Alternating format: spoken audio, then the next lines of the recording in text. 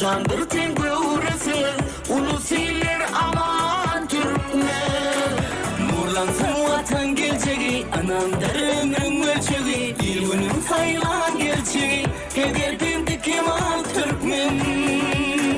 Doğa vatan doğan Türkmen, tevdi vur eyyam gelli, ulusiyle bir kar gelli.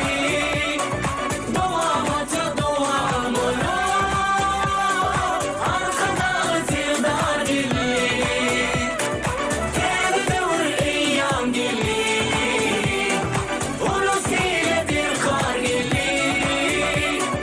Doğa vatan doğan mola, arkada sevdar gelli.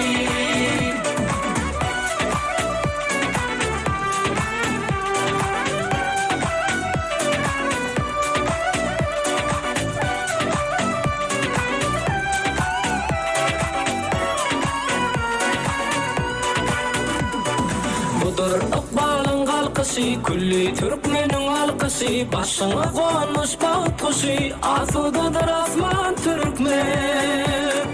İle kuvattır olur, yurdun bandı razı olmaz, cahanı bağlar olur, din dünyada